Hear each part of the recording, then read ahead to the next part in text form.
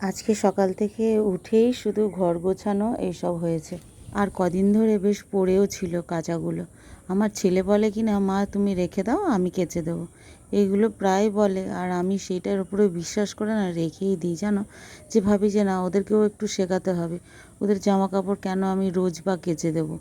এরকমভাবে আমি বললাম তো এটা থাক। ও বাবা, থাক মানে তো থাক, জড়ো হতেই আছে। আমি বললাম না, এ আমি ছাড়া কোনো গতিই নেই। তো তাই জন্য আজকেই সময় পেলাম, আজকেই কেচে দিয়েছি। এরপরে রেখে দিলে না, আর আমি দেখে আমি মানে স্ট্রোক হয়ে যাবে আমার, এত কাচা যদি রেখে দিই। এই বিছানার চাদর, জামা, নিজের জামা, ওদের জামা প্যান্ট এইসব রেখে দিলে কি হয় বলো তো। তো ভাবলাম যে না, আজকে বেশ সুন্দর ওয়েদার আছে, কেচে দিই। আর আজকে ফাঁকাও পেলাম, তো সমস্ত কিছু এই কাচাকুচি কাজই করেছি আজকে। আর এখন এই বিকেলবেলা এসেছি ছাদে, বেশ রোদ্দুরটা নেই এখন, আর কি ঝড়ের মতো হাওয়া দিচ্ছে গো। ভাবছিলাম ঘরে শুয়ে বেকার বেকার শুয়েছিলাম, সেই তার থেকে বরং এই চলে এলাম ছাদে, একটা মানে ঠান্ডা হাওয়া।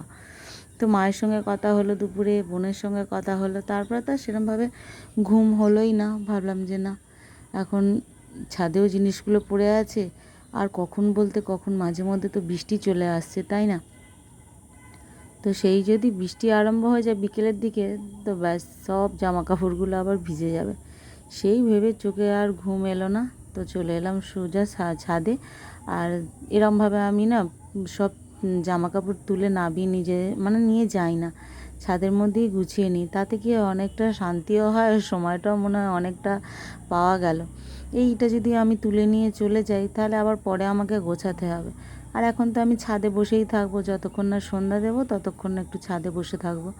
তো বসে থাকার থেকে একটুখানি গোছানো হয়ে গেল, মানে কাজটাও মিটে গেল।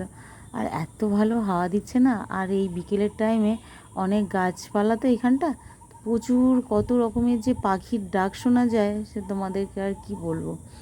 তো সেই সব শুনতে শুনতে আর কাজগুলো গুছিয়ে নিলাম। আর এই হাওয়া যে কখন আবার ঝড়ে পরিণত হবে তারও আবার ঠিক ঠিকানা নেই।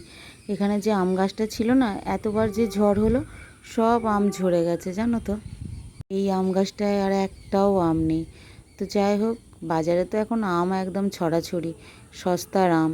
তো কর্তামশাই কিছুটা আম আজকে কিনে নিয়ে এসেছে। আমার আবার হিমসাগর আমটা খুব পছন্দ, জানো, খুব মিষ্টি হয়, তো ওই আমটাই বেশি খেতে ভালো লাগে। কিন্তু এই যে দেশি আমগুলো পাকার পর এত মিষ্টি খেতে হয়েছে না, তো আমি ওই জন্য একটা দুপুরে খাওয়া দাওয়ার পর নিয়ে চলে এসেছিলাম। ভাত খেয়ে উঠেই সঙ্গে সঙ্গে ফল খাওয়া যায় না, তো সেটা এখন আবার ছাদে নিয়ে এসেছি। তো নিয়ে এসে দেখলাম কি না যে একটুখানি আবার ধারটা খারাপ মতো। তো যাকে এখন বসে বসে এটা খাবো, তার